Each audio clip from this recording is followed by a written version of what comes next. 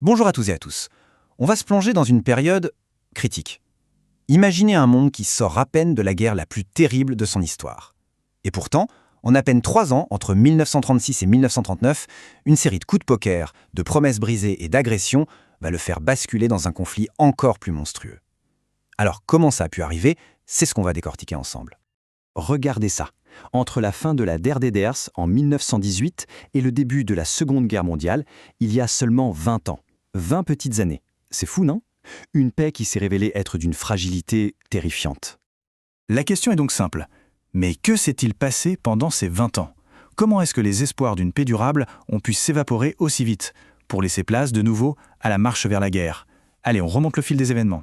Et le premier domino à tomber, c'est l'Allemagne d'Hitler. Il va jouer une partie très audacieuse, il va tester les limites, petit à petit, juste pour voir jusqu'où il peut aller, avant que quelqu'un ne dise « stop ». Tout s'accélère en 1936. Hitler envoie ses troupes en Rhénanie. C'est une violation ouverte, flagrante du traité de Versailles. Le monde regarde et ne fait rien. Absolument rien. Forcément, ça l'encourage. Dans la foulée, il signe une alliance avec l'Italie de Mussolini. Et puis, en mars 1938, il franchit une nouvelle ligne rouge en annexant l'Autriche. C'est l'Anschluss. Et à chaque fois, la même question qui flotte dans l'air. Est-ce que quelqu'un va l'arrêter? Et à chaque fois, la réponse est un silence assourdissant. Mais c'est quoi son moteur? Pour comprendre, il faut avoir en tête un mot-clé, le pangermanisme.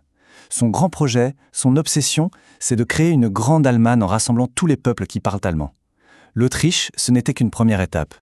Et cette logique, bien sûr, le pousse tout droit vers sa prochaine cible, la Tchécoslovaquie. Et c'est là, vraiment, que l'Europe va passer à 2 doigts de la guerre.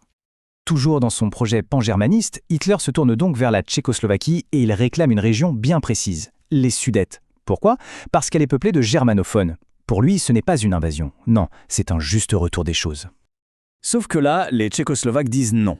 Ils refusent de céder un seul bout de leur pays.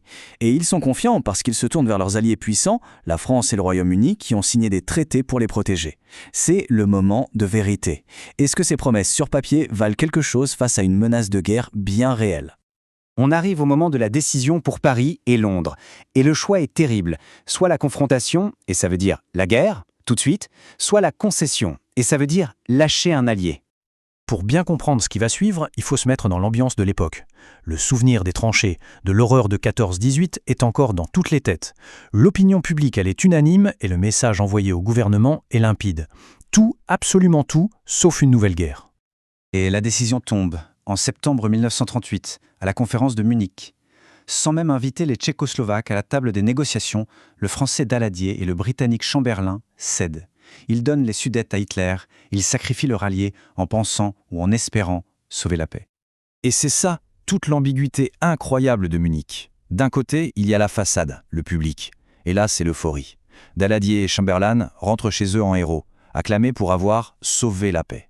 Mais en coulisses, en privé, l'ambiance est glaciale. Ils savent très bien qu'ils n'ont rien réglé du tout. Ils savent qu'ils n'ont fait que retarder l'inévitable.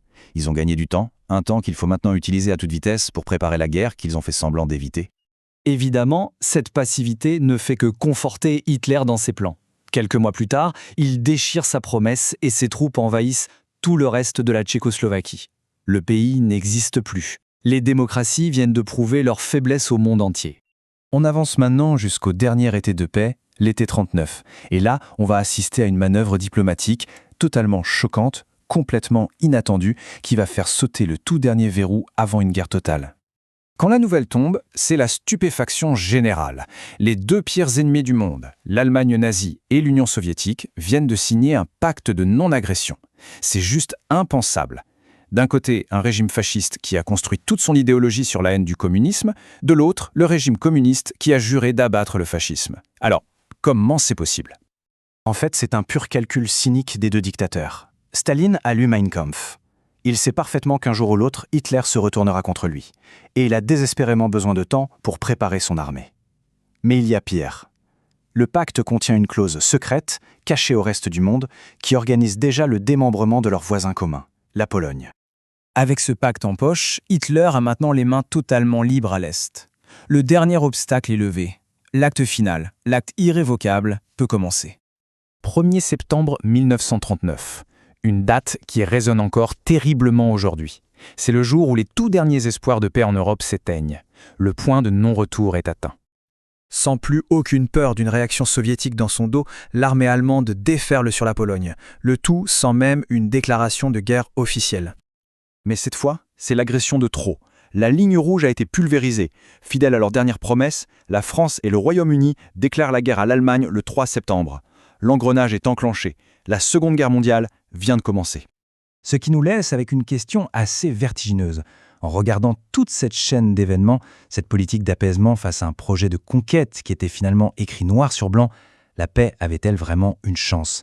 Ou est-ce que la guerre n'était devenue, bien avant septembre 39, qu'une simple et tragique question de temps?